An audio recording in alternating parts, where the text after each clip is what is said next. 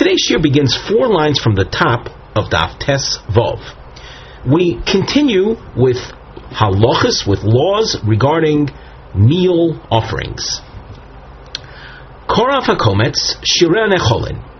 Once the handful that's taken from the bowl containing the meal offering is put onto the fire, then the balance, the rest of the mincha, shireh, that which remains after you remove the handful, necholim, are that is eaten, it's baked, it's prepared by the kohanim for their own personal benefit. Minolan, what's the source for this, the order? Namely, first you have to offer into the fire the handful of flour from the meal offering, and then they can eat from it. Dichtiv, the pasuk says, "V'hiktir HaKohen es azkorasa." The Kohen offers that which is to be put into the fire. Uksiv anoiseres min hamincha l'Aaron u'levonov, and that which remains afterwards is for Aaron, who was the first Kohen, and his sons, his descendants. Korav hakometz. When we speak about the kometz being offered, being exposed to the fire, which then enables the balance, that which remains in the bowl from which the handful was taken to be eaten by the kohanim, lemor k'di islay ulemor k'di islay. There are 2 opinions, each one according to his own approach with regard to how much fire or exposure to fire must take place regarding the handful that was put into it before the balance can be eaten.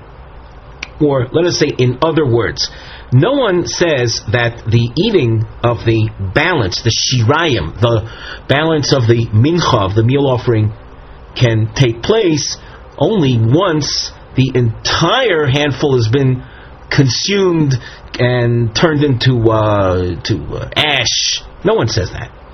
However, there are 2 opinions as to how much burning must take place before the balance can be eaten. Let's continue in the Gemara.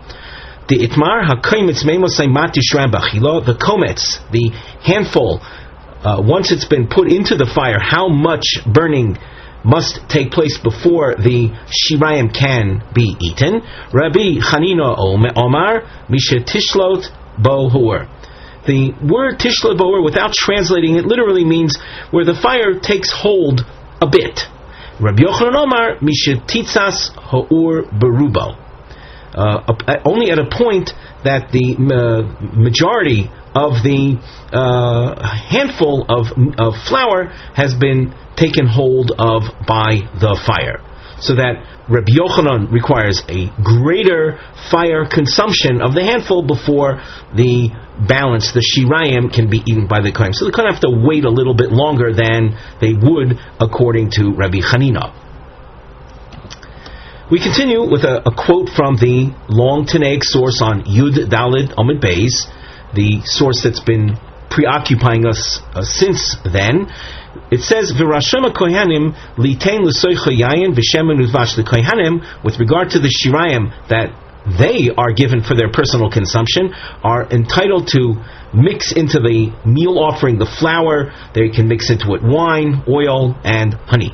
My taima. Why do they have this right? Why do they have such a range, so many options available to them? Omar Kro, the pasuk says, and Rashi quotes the phrase "L'chon esatim l'moshcha," and here the Gemara quotes just one word, "l'moshcha," and the explanation of that word "l'moshcha" means "l'gedula," for greatness, for benefit. Kederech shamlochim ochlim.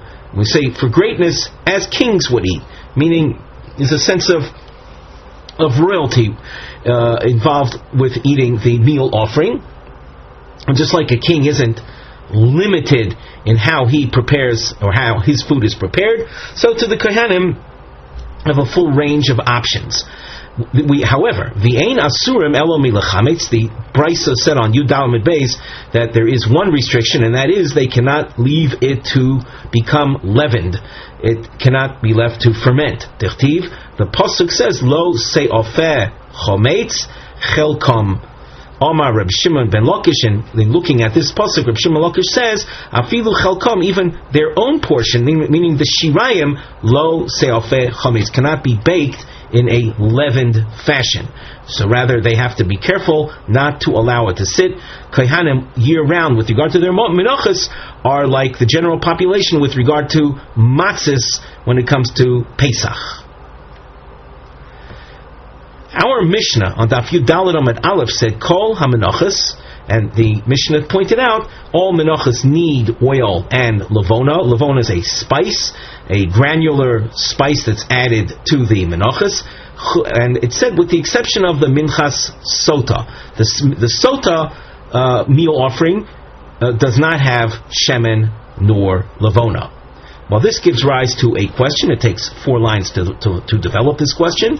The Mishnah, having stated a rather broad-ranging, inclusive rule that all menachos have shemen and levona. Is that really so? And we're going to bring that into question. V'chol ha-menachos tuna shemen u'levona. V'oika minchas chote. Is there not the meal offering brought by the sinner? The Rachmana Omar, regarding that particular sacrifice called the minchas chote, it says lo yosim olel shemen v'lo yitain olel levona. Oil is not added, nor is the levona spice added. So we have to then resolve what our Mishnah claims with the reality of menachos. So the Gemara responds, Hochi ka'omar. Here's a restatement of the Mishnah. You'll notice we've broken down this source into 4 sections. Roman numeral 1, Roman numeral 2, 3, and 4.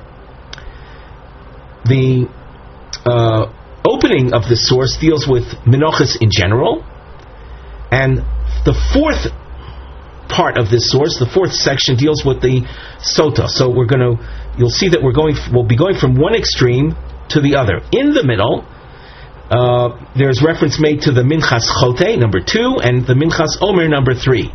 And you'll see that in decreasing order, how many characteristics there are regarding menachos in general. 4, prominent characteristics, and regarding those 4 characteristics, we're going to be reducing one by one until we get to the minchas sotah, where none of the original characteristics which are common to all menachos will be found by the minchas sotah. And that was the spirit of our Mishnah, presenting all menachos with their 4 characteristics, and the minchas sotah having none of those original characteristics. Now let's see the source and put it and present it in practical terms. Kol ha-menachos tunos shemen u'levona. Notice we've numbered subcategory 1 shemen, 2 levona, ubos min hachitim, and they come for its wheat flour, and ubos solos. Solos is a refined, well-sifted flour without debris in it. The next category, minchas chote, the sin offering, the meal sin offering. Af alpi she'ena tu'una shemen u'levona, even though characteristics 1 and 2 are not relevant, they don't have oil, they don't have levona. Bo min hachitim ubo solis. 2 of the 4 original menachos characteristics are still present. They come from wheat, and they come from a finely sifted wheat. Minchas ha'omer, af al pi shibo minchas ha'orin.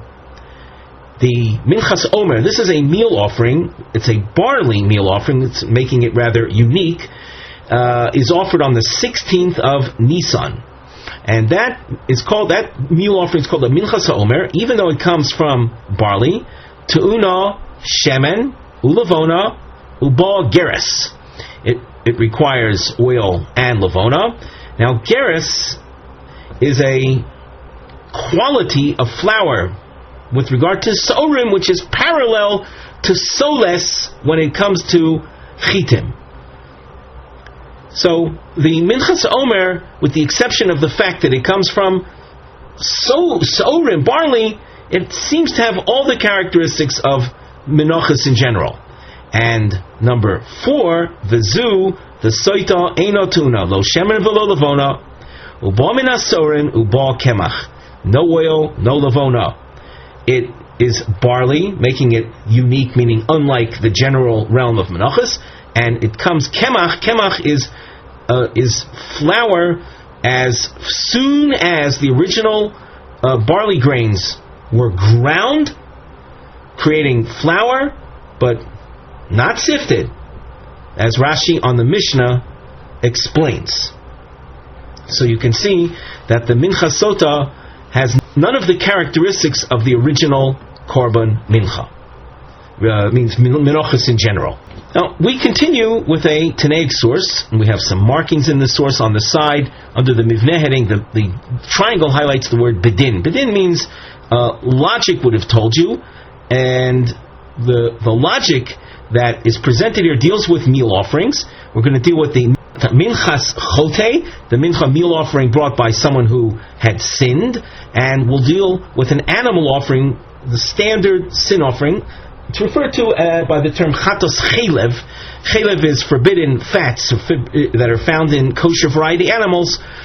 If one eats chelev, so if done so, b'shelgek, he brings a korban chatos, that becomes we'll say the standard for sin offerings, animal sin offerings.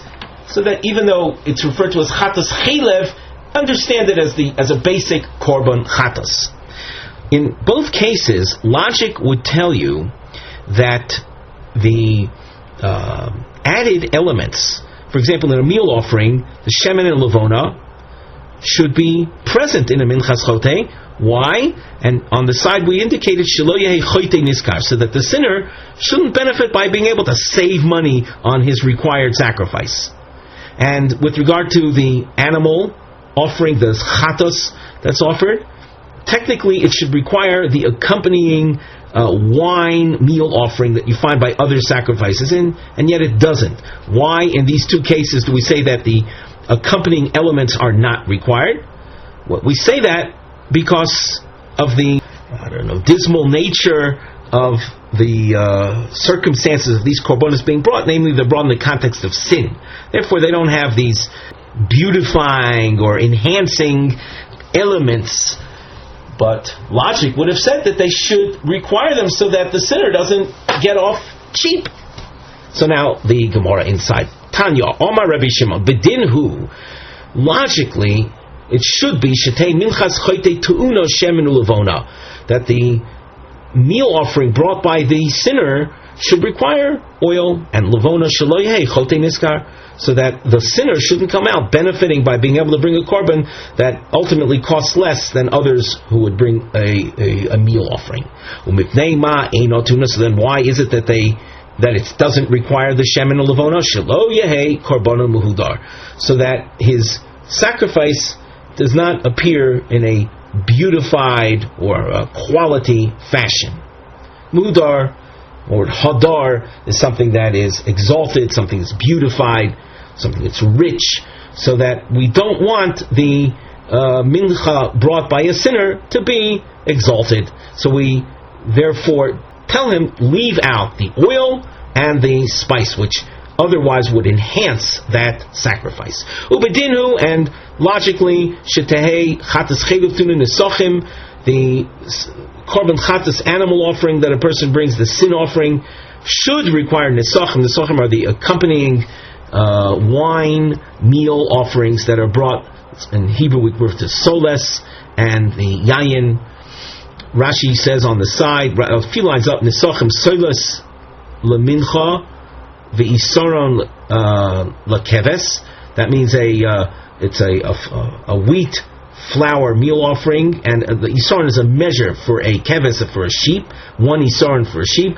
Yayin v'shemen revi sahin kemo shemakriven le'oilo ushlamim. Wine and oil, a revi is sahin. A hin is a measure, a liquid measure, so you need a quarter of a hin, which is what you do bring when you bring an ola or shlamim type sacrifice. Yet when it comes to the chatas chelev, it does not require nesochim. Why should we have thought that it should require shelo yehi chote niskar, so that the sinner shouldn't be rewarded by being able to bring a less expensive offering? So why is it so that we forego it, that it doesn't require those, and he ends up in fact saving money? Shelo yeh karbona mahudar. We don't want a sinner's offering to be exalted, to be enriched. Avol chatose shel mitzora v'ashamo, the sin offering brought by a mitzora who was healed from his tzoras, and the osham brought by a mitzora, te'unin nisachim, they do require nisachim. Lefi she'ein boyin al chet. Their sacrifices, it's not brought in the context of atonement for sin. Since they're not sin-based, they do require the nisachim. Aini, is this last comment really so? V'amar Rav Shmuel bar Nachmenu Rav Yehonasan al shiva dvarim nigoyim boyin v'chulei. For 7 different reasons, which include 7 different types of sin. Nigoyim is tzoras. Tzoras comes upon a person. So how can the source maintain that the chatas and osham of a mitzora are not sin-oriented, when the initial affliction in fact is sin-oriented? The Gemara answers, Hasam, in the case of the mitzora, minigei hu de'if balei. The affliction itself, the tzoras, which involves a whitening of the skin, and there's quite a bit more detail to it than we're saying. You can of course open up a chumash and see in Parshas Tazriah the descriptions. The nigoyim that afflict the mitzora, they are that which serves as atonement. Himaisi korban, the fact that a mitzora, when he's healed from tzoras, brings sacrifices, that's not for atonement. That's l'shteriye b'kodshim hu dekomaisi. He brings the sacrifices upon the conclusion of his tzoras in order to permit him, to enable him to resume eating from sacrificial meat, something prohibited him during the period of his tzoras. Elo me'ata, well, with all of this having been said, chatas nazir teituna nisachim lefisheina ba'al chet, a sin offering brought by the nazir. A nazir brings a korban chatas upon the conclusion of his nazirus. It should require nisachim, and yet we say it does not. Why should it require nisachim? Because it's not being brought because of a sin. Person accepted nazirus, accepted a self-imposed restriction of wine and other grape products. Where's there any element of sin? And being that there's no sin, it's a chatos that the nazir brings, should require nisachim, and yet it doesn't. Savar lo HaRav Ozer kapor diomar nazir nami chotehu. This point that the chatos nazir does not require nisachim, this is in consonance with the opinion of Rav Ozer HaKapor that says that a nazir in fact is a type of sinner. In other words, the Almighty enabled him to partake of wine, granted people permission, and he comes and imposes a restriction on something that the Almighty allowed. That's called, in Hebrew we say, shetzir atzmunayam. He caused himself pain from the imposed wine restriction. That according to Rav Ozer Kapor is a wrong thing to do. Don't impose restrictions on yourself other than that which the Torah mandates, that the Torah restricts. For you to restrict yourself from consuming wine and grape products, something the Torah allows you to do, that's considered a sinful form of behavior. And therefore, we understand why someone would have the opinion that a chatas nazir is brought without nisachim. The Mishnah on Daf Yudalam said, Rav Gamliel Omer, Kishem shemaisel maisa behemo kach korbona meichel behemo. Regarding the Sotah and the fact she brings a barley sacrifice, a barley meal offering, so he says that just like her behavior was the behavior of an animal, you have a married woman going off with another man, so that's like an animal. So to the korban that she brings should be brought from material, from substance that animals eat. Animals eat barley. Animals do not consume wheat, as far as the Gemara is concerned in general. Tanya, Omer Lohen Rabban Gamliel l'Chachamim. Rabban Gamliel who we just cited from the Mishnah Daf Yomi, turns to his colleagues, the other sages, and he says, Sofrim, an expression referring to scholars, Hanichuli, leave me, ve'adrashenu kimin chomer, and I will explain the Minchas Sotah allegorically. We continue at the top of Omid Beis. The Shamei l'Rabbi Meir de Komar, Rabbi Gamliel had heard Rabbi Meir saying, He he'echilosu ma'adane oilam, she, the Sotah, in order to entice the paramour into intimacy, well, she had to lead him into it. She fed him all kinds of delicacies, ma'adane oilam, fineries, delicacies, lefikach korbanot ma'achol behema. Therefore, measure for measure, so to speak, the sacrifice she has to bring is that of animal food. This analysis would apply to the lewd woman who was of financial means.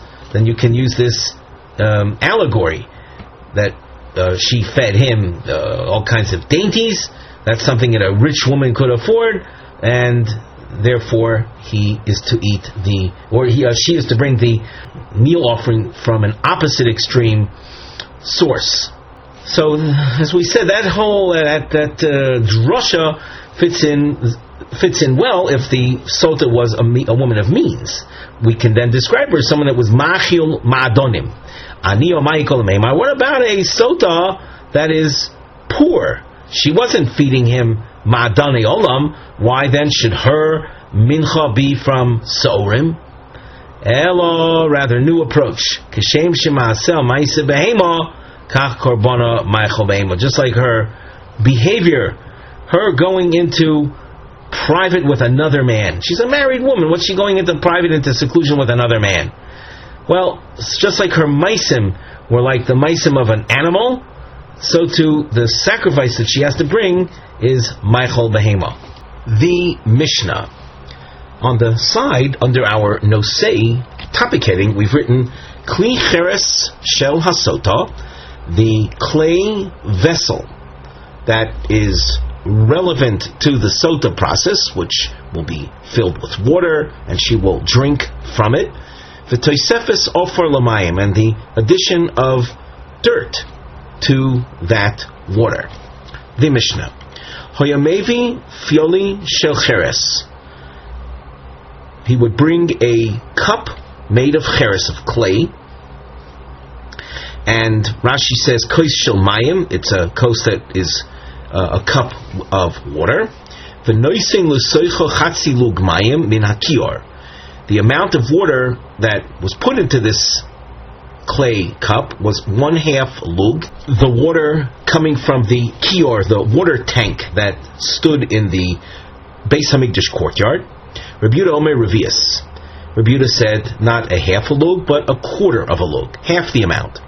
Kishem shemimayit b'ksav, just like Rabbi Yehuda reduces the amount that needs to be written in the Sotah Parsha, the portion of the Torah that's written for this ritual, kach mimayit b'mayim. So too Rabbi Yehuda reduces the amount of water. So we'll see later what the Mishnah is alluding to when it says that Rabbi Yehuda reduces with regard to the amount that needs to be written. Nichnas lehechal ufono limino. The Kohen would enter the hechal, the enclosed part of the Beis Hamikdash, turn to his right. Umokoim hoya sham amo al amo. On the floor there was a place that measured 1 by 1 amo. V'tavlo shel shayish. There was a tile made of marble. V'tabas hoisa kvuaba. There was a ring in this tile that you would grab the tile by a ring that was set into it and pick it up. Kishu magbir, when he would pick it up, v'notel ofor mitachteha, and from underneath this tile he would take dirt. V'nosein, and he would put, and you would ask how much dirt does he need to take? The amount kedei shiur alamayim, enough that it would be noticeable when put on the water. Shenemar, the pasuk says in this regarding this, umin ha'ofar shirya b'karka mishkan yikach HaKohen Yehonasan el hamayim, from the dirt that's on the floor of the Mishkan, the Kohen shall take and put it el hamayim. We look in the Rashi, Yehonasan el hamayim midaloksi Yehonasan b'mayim, from the fact the pasuk doesn't simply say he puts it in the water, el hamayim, rather it uses that expression, mashma shelo yeh nivla b'sochan. It implies that it's not water, it's not dirt that simply gets absorbed into the water and is no longer noticeable. The Rashi just before Kedei Shiyira'eh Tzorch Shitin Litin Shiur, he has to put enough quantity of dirt, Shei Nira V'Nikar Al Pnei Hamayim, that it should be visible on the water surface. So now we turn to the Gemara, and you'll notice if you skim ahead in the Gemara, there's some markings that need to be explained. You see diamonds, and on the side of the Gemara, a nosei / mivneh heading appears. The diamond indicates Mekoros, Rabbi Shmuel, the Kli Cheres Shel Sotah Boy Lios Chadash. Sources for that which Rabbi Shmuel teaches, that the clay vessel must be chadash, new, brand new, not a used vessel. The Gemara, Tana Fioli Shel Cheres Chadosha, Divrei Rabbi Shmuel. Notice we've dashed underline Chadosha. We're going to be focusing on that in this discussion. A new clay cup, according to Rabbi Shmuel, is to be used. My taima de Rabbi Shmuel, what is the basis of Rishon that insists on it being new? Approach number 1.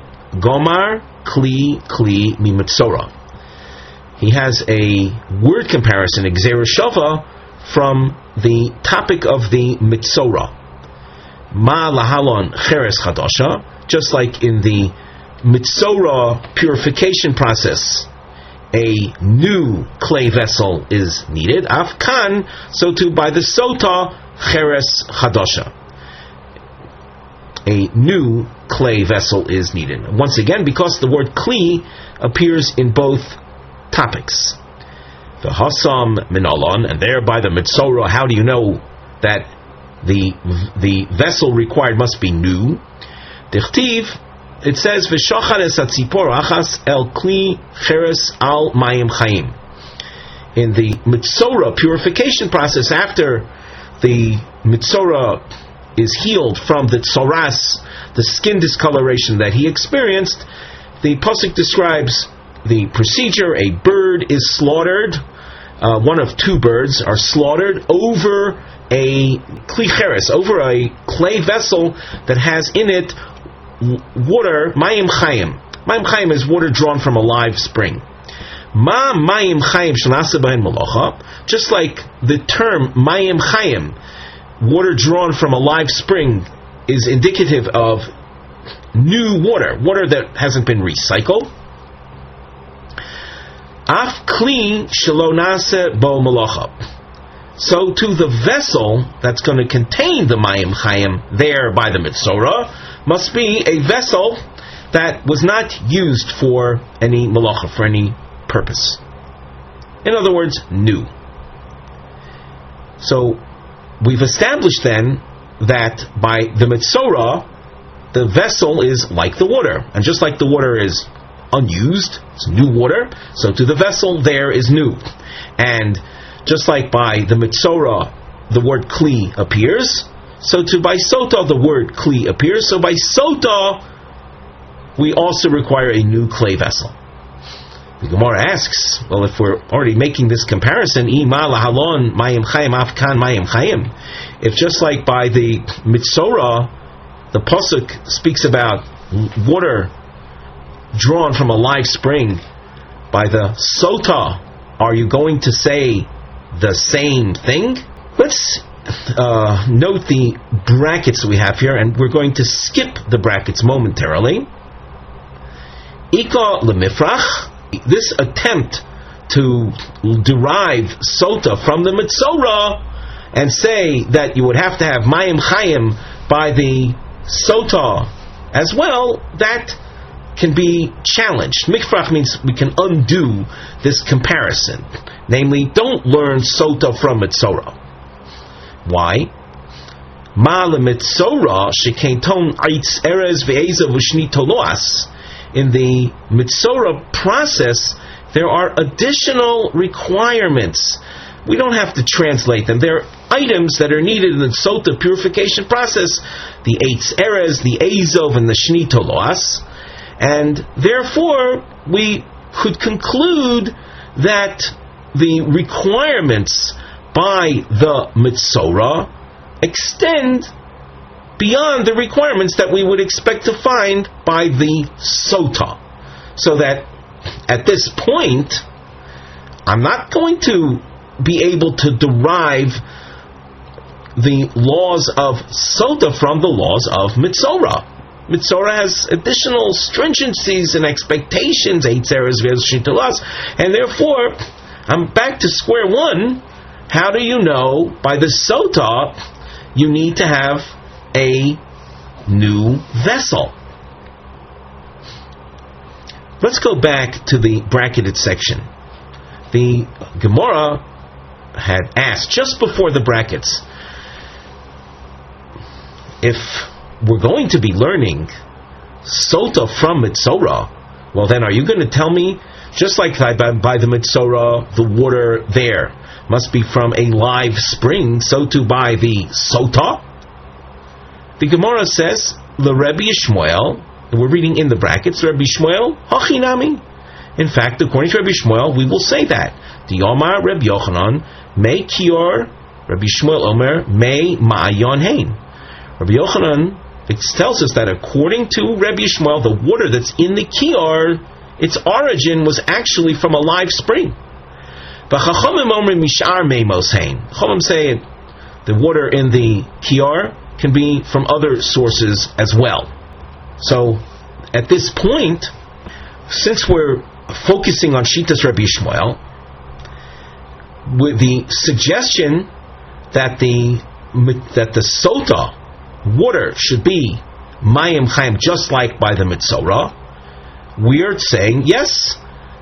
In fact, according to Rebbe Yishmael, since the sotah water is drawn from the kior, and the kior water must be from a live spring, sotah water is also like the mitzorah, mayim chayim.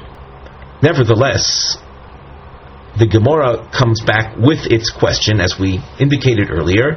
How can you be so certain that the laws of sotah should be derived from the laws of mitzorah? Ika lemifrach. You can still challenge this whole approach of learning sotah from mitzorah on the grounds that mitzorah has a higher standard, higher expectations. Ma le mitzorah shekein ton eitz erez v'eza v'shni toloas. And therefore, since the mitzorah has these additional elements to it, I don't know necessarily that by the sotah the kli cheres must be new. That might be a standard applicable to the mitzorah, but not necessarily to the sotah. Omar Rabba, Omar Kra, Bikli Cheres. The pasuk that appears by the sotah says Bikli Cheres, and grammatically the Gemara feels Kli Shamarti Loch Kvar. The type of clay vessel that is used for the sotah is that kind of clay vessel that has been mentioned elsewhere. If we look at the Rashi, across from here, Rashi, Omar Rabba, v'chulei, Bekli Shamati Loch Kvar, Hochi Mashma Le L'Rabba. The pasuk that's relevant to Sotah, indicates that the Torah is referring to a kli vessel that has been mentioned elsewhere. Midologsi, from the fact that the pasuk does not say v'lokach kli cheres v'nosan bo mayim, and he shall take a clay vessel and put into it water, uksiv bikli cheres, and rather it says the water is placed into a kli cheres. Mashma shekvar huskur kli zeh b'mokom acher, that this clay vessel by the Sotah is a clay vessel that's been alluded to in another context. V'yomer rachmona hacha, and the Torah is saying over here by the Sotah, sheba oso kli she'amarti loch b'mokom acher, in that same type of vessel that I spoke about elsewhere, kach oisam umayniu. What's that other topic? The mitzora. The pasuk that, of course, we're referring to, you can see is quoted on the side of our Gemara, Bamidbar Parakeh pasuk Yud Zayin. A little further up on the page, the pasuk says, "V'lokach HaKohen mayim kedoshim be kli cheres min ha'ofar asher yeh bekarka mishkan yikach HaKohen v'nosan el hamayim." So in that pasuk, you see bikli cheres, and as Rabbo explained, grammatically that implies that the Torah, in the case of the Sotah, is making reference to the kli cheres, the type of kli cheres, the state of a kli cheres that you find elsewhere, namely by mitzora. And by mitzora, we've already established that the kli cheres is like the mayim chayim, something that was not used before. Omar Rava lo shanu. Now here Rava comments on the opinion of the Chachomim. It's a tricky switch here, but according to the Rabbanan who disagree with Rabbi Shmuel, that say a kli cheres yoshan, an old kli cheres, a used kli cheres, is acceptable for the Sotah. That is true. Elo lo shanu elo shelo nisachmu ponov. The word nisachmu, uchma, means darkened or blackened. It's true, provided it's, in other words, a used vessel is okay, provided it hasn't been blackened. Rashi adds blackened al yedei ha'ur, through its exposure to fire. Aval nisachmu ponov, if the vessel is blackened, psulin, it's unfit. My taima, why is it unfit? Answer, dumya demayim, because the vessel, in the case of the Sotah, is also compared to water. Ma mayim shalanishtanu, just like water is pure water. It's not something that's undergone change. Af kli shalo nishtana. So too, the vessel is acceptable provided it hasn't undergone change. Let's take a look at Rashi. Dumya demayim. Afagav delo gamri mi mitzora. Even though the Rabbanan do not learn from mitzora, mihu mina uba gamri kli de Sotah mimei Sotah. The Rabbanan nevertheless do make a comparison, an internal comparison, internal within the realm of Sotah, between the vessel and the water. Unehi de me Sotah the Rabbanan lav chayim ninu demafshi b'sham. Most granted, according to the Rabbanan, the water doesn't come from a live spring, as the Rabbanan accept water for the Sotah from other sources. Mihas lo nishtanu. However, the water hasn't gone through change. Uklinami boina de lo nishtana. The vessel also must be one that didn't undergo change. We'll say its natural color as it was when it was originally manufactured. But if it's been blackened, it's not acceptable. The Gemara continues with a question. And this question is introduced on the side under our nosei. We started this topic already. Kli cheres shel Sotah shnia shachor posel afilu rabbanan. A kli cheres, a clay vessel for the Sotah that's been blackened, is unfit even according to the Rabbanan. And here is the question number 2 that we've written on the side. Ma dino im echziroi likivshan lulabno. Imagine you have this blackened clay vessel, but you put it back into the kiln the furnace, the kiln in which clay vessels are hardened, manufactured, and through exposure to the fire, the original color is restored. In other words, the blackened aspect is removed. Is it acceptable then? The Gemara, Boy Rava, Nisachmu, the vessel, the clay vessel had turned black. V'hechziron l'toich kivshana eish v'nislabnu. It was put back into the kiln. Nislabnu, maybe you see the root of that word, lavan, lamed beis nun, and it became whitened. Mahu, is it acceptable? And now we analyze two sides of the question. Mi amrina, do we say kevon di idchu, that, well, once it's been pushed aside legally, or halachically, namely, once it's turned black, and we said it's been rejected, the rejection is permanent, and you can't restore its acceptability. Oy dilma kevan dehader hader, or do we say that now that it's returned to an acceptable appearance, it returns, it's acceptable?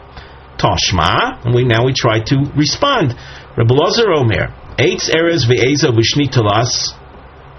These are the elements that we alluded to before in the case of the Mitzorah. In the case of the Mitzorah purification process, eitz eres, ezov, and shni talas, shehifshil bohen kuposel lachorov psulen. The eitz eres is a piece of wood from an erez tree. Ezov is a hyssop branch, and shni tolas is a dyed thread. And if these were used, let's say you attach them to a box, you made a type of rope from them, and you slung a box over your back using these materials to be attached to the kupa, to the box, so they are rendered unfit. V'hahasam, in that example, hadri umifshati, you can unravel them from the connection to the box and restore them to their original state, and yet the source says psulin, they're unfit. So the fact that something can be restored doesn't requalify it. Once it's been pushed aside, rendered unfit, it's unfit. The Gemara says no, you can't conclude from that particular example of the Eitzeres, Ezav, and Shnit Talas that were made into some type of rope, because Hassam the iklufi, the bark or the peel, the skin that's part of these items, when used and attached to a box slung over your shoulder, it gets peeled, peeled. And therefore, even though you unravel them from the attachment to the box, they do not get restored to their original state. Rashi adds a nice, let's say, detail that we didn't include in our explanation. Shehifshul kuposal achorov, regarding the eitz eres, ezov, and shnei tulas that were used as a rope, midalokotoni, it doesn't say in this source shenase bohen molocha, that they were used for a particular role, that they were used for something. Shmamino amolocha lo kopid, ashinui kopid. The elu nisakmu b'masui. The source is saying that the reason they're psulin isn't because they were used in the performance of some type of activity, some type of role, but rather because they underwent change. They became bent, out of shape. Rashi goes on, V'hahasam dahadri mifshadi v'kotoni psulin. In that case, true that when they were attached to the box, so they might have been bent out of shape, but couldn't they be restored to their original state? And yet, they're rendered unfit. So we see from there that once something is pushed aside, The Gemara then answered, no, there, it's not something that can be restored. It's considered a shinui de lohadar, using the lashon you see in Rashi. It's a change that doesn't get restored to its original status. So that from that particular source, concerning the eitz eres, I don't have a conclusion to the clay vessel that was blackened, put back into the kiln and restored to its original unblackened, non-black color. Nichnas leheichal ufonu limino. The Mishnah spoke about the Kohen entering the heichal, the enclosed part of the Beis Hamikdash, and then turning right, making a right turn upon entering the heichal. My time, what's the basis of this right turn? Diomar Mor, we have learned, Kolpinos Shatapoina Lo Yu Elo Derech Yamin. When you have to make a turn, unless otherwise specified, you are expected to make a right turn. This is derived from psukim that describe a water pool or tank that was in the Beis Hamikdash built by Shlomo HaMelech, that was supported on the back of 12 cow figures, and the directions that are quoted in the pasuk regarding those 12 figures, 3 each on each one of the 4 sides, is the source for a right hand turn, right hand movement.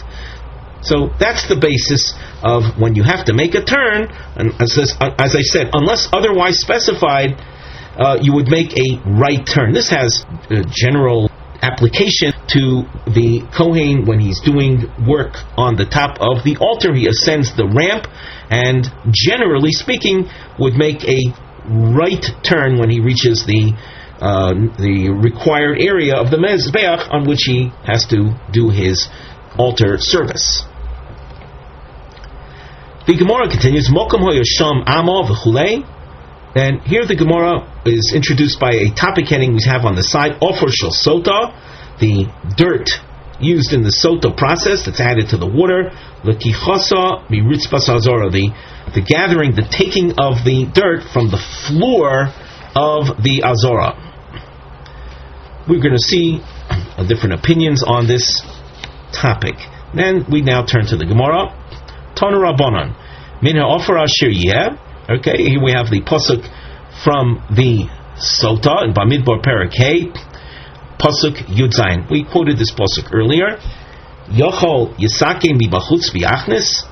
Would it be enough for the Kohen to take some dirt from outside the heichal and simply bring it into the heichal? And once you bring it into the heichal, that dirt is useful for the Sotah process.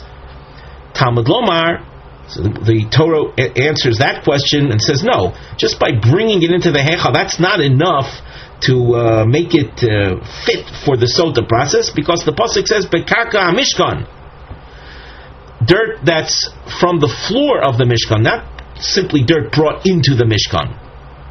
Well, Bekarka Mishkan, if you're going to then focus or emphasize that element of the pasuk from the floor of the Mishkan, Yochol Yachbor Bekardumos, does that mean then you should bring shovels into the Mishkan and dig into the floor in order to access the dirt for the Sotah process?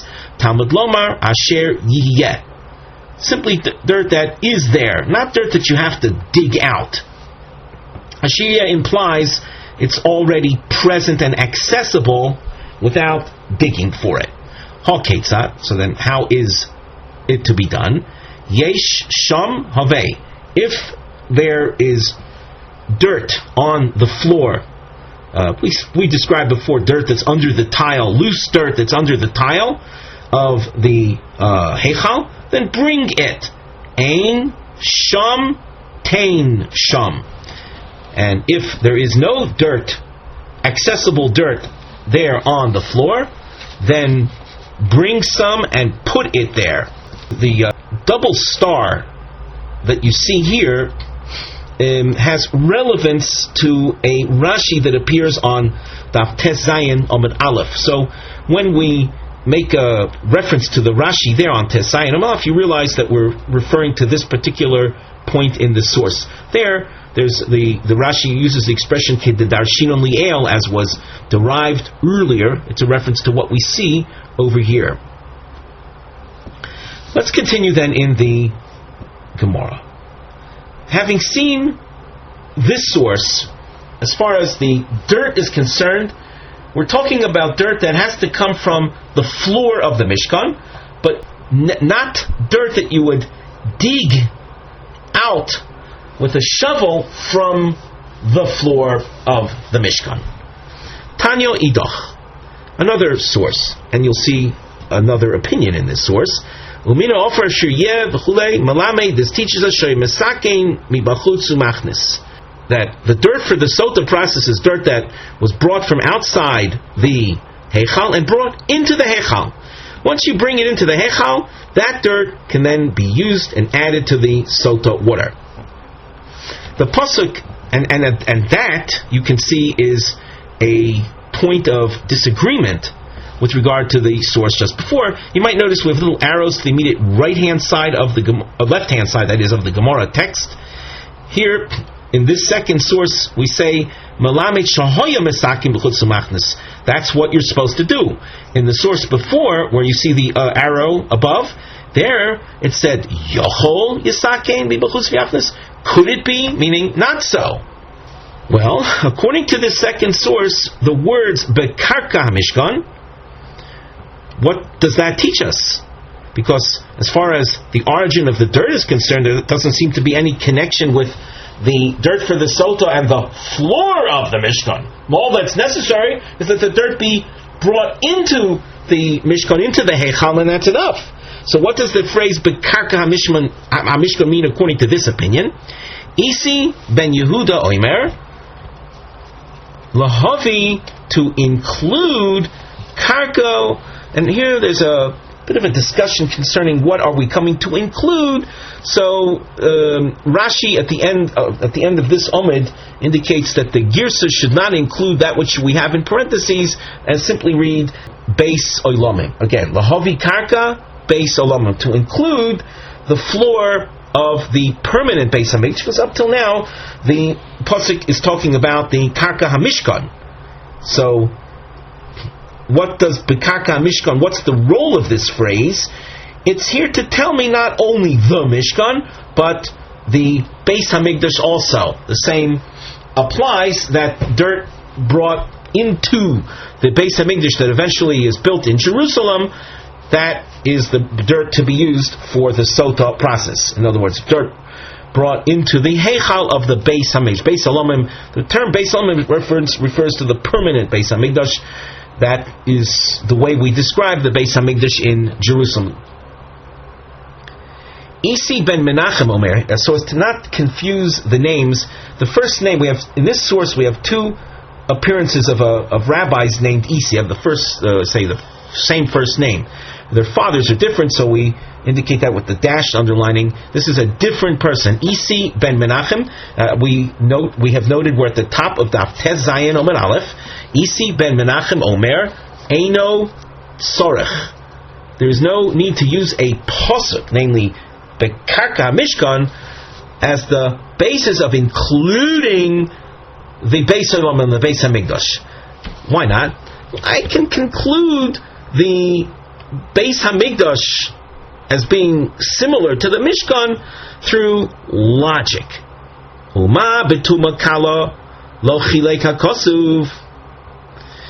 Mind you, with regard to light level defilement, that's a literal translation, but it's not so light level. Let's not make any mistake here. What this is referring to is someone who enters the Beis Hamikdash or the Mishkan in a state of Tumas Haguf, body defilement. Entering the Beis Hamikdash or the Mishkan in a state of Tumas Haguf, body defilement, results in a penalty known as kores. Kores is a heavenly inflicted punishment that's very serious. It involves dying young, dying prematurely, or a person's children dying. There are different explanations of what kores is. And mind you, in the realm of Tuma Kala, and why is it called Tuma Kala when it carries with it such a severe penalty? The answer is because entering Beis Hamikdash to save defilement does not carry with it a court-appointed execution.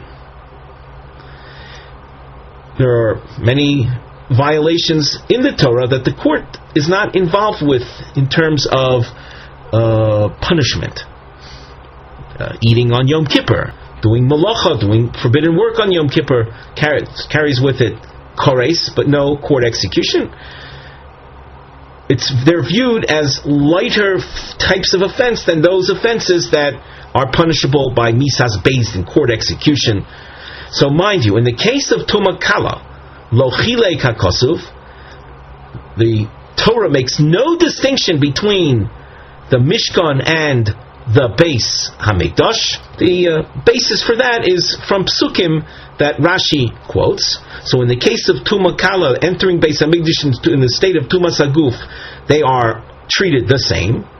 But Tumas Eishes Ish Chamura Lo Kol Shekain, then all the more so when it comes to the defilement that the Torah refers to when speaking about a married woman and forbidden relations, which does carry with it misas based in, all the more so we're not going to make any distinction between the Beis Hamikdash and the Mishkan. So once the Torah tells you that when it comes to Sotah, which is this realm of Tumas Eishes Ish, that the dirt is added to the water, in the case of the Mishkan, the same thing will be expected in the case of the Beis Hamikdash. I don't need a pasuk to include the Beis Hamikdash to be similar to what we say concerning the Mishkan. So according to Isi ben Menachem, what does the phrase Bekarka Mishkan mean? Shelo Yovi Mitoch Kupaso. That the dirt that you use should not be dirt that was simply in a box. In other words, unlike Isi ben Yehuda, who said that all that you have to do is bring the dirt into the heichal, and that's enough. It doesn't have to be from the floor. Just bring it in while in a box, and use that dirt. Here, Isi ben Menachem says, no, that's not sufficient. So then what are you supposed to do according to Isi ben Menachem? You're supposed to do like we said earlier. And that we made reference to the stars back on Tes Vav Amid Beis. Take a look at Rashi over here on the second narrow line. Im kein ma tamaloma bekarka. What does Isi ben Menachem do with the term bekarka mishkan? Shelo yovi mitoch kupaso l'soch kli.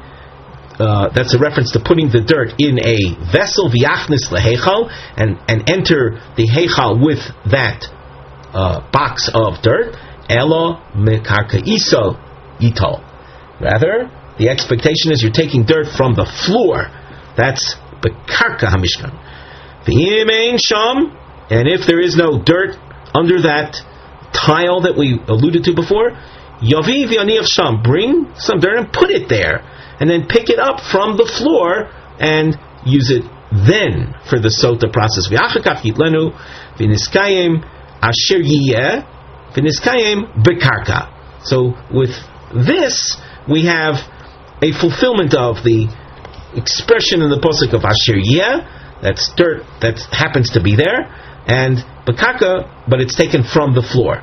Ke de darshinon li'el, as we explained earlier. And here you see the double star, and telling you to look back on Daf Tes Vav Amid Beis in the Gemara that we already learned. Before we conclude, let us point out that the Gemara will continue discussing issues of the dirt. The immediate topic that will follow, Mirza Hashem, will pick it up in our next shiur, has to do with the use of ash in lieu of dirt. Afer, a word spelled with an aleph pei resh, afer, can it be used in lieu of ofar, a word spelled with an ayin pei resh. Mirza Hashem, we'll get to that in our next shiur. With that, we conclude our shiur for today.